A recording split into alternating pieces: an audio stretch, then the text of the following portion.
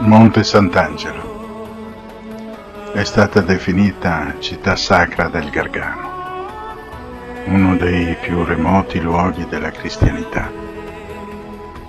La grotta di San Michele Arcangelo fu dapprima luogo di culto dei Longobardi, poi della Chiesa latina, quindi destinazione di pellegrini e crociati. Grazie a Federico II di Svevia, che ne determinò una ancora più intensa affluenza di sovrani e credenti.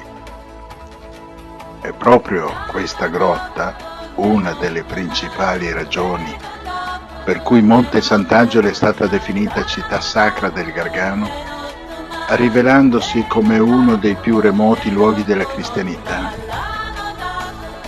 La tradizione religiosa di questi spazi ci ricorda che proprio in questa famosa grotta apparve l'arcangelo Michele per proteggere la città dagli assalti barbarici, da cui appunto la sua denominazione.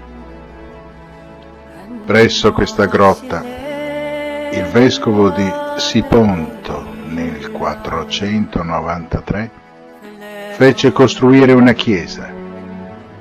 Sarà poi con i Longobardi che tale santuario diverrà la meta finale di un pellegrinaggio religioso di valenza nazionale.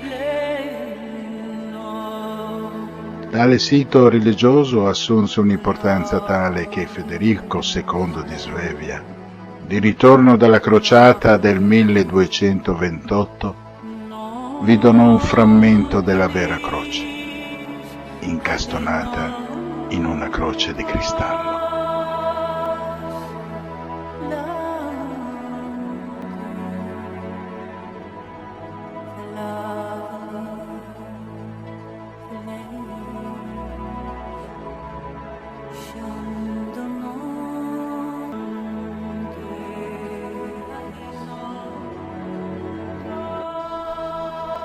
Il castello di Monte Sant'Angelo, di forma pentagonale, alta 18 metri e con mura spesse 3 metri, ospitò Federico II di Svevia e la sua prediletta, la contessa Bianca Lancia di Torino. Sotto la denominazione normanna furono edificate le Torri dei Giganti e la Torre Quadra, mentre Federico II fece costruire la cosiddetta Sala del Tesoro.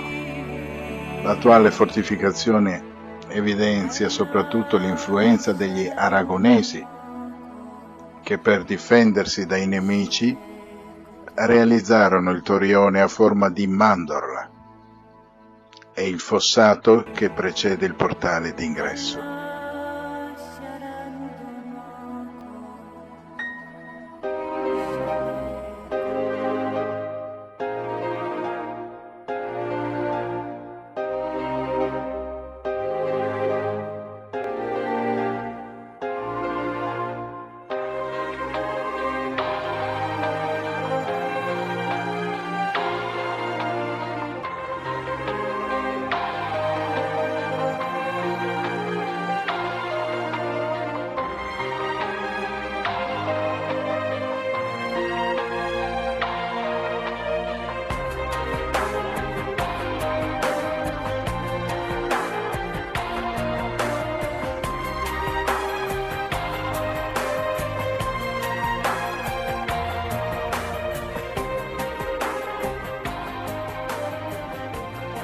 Angioini curarono assai il maniero, ma di essi si servirono come prigione di Stato. Famose sono le detenzioni di Filippa d'Antiochia, principessa sveva,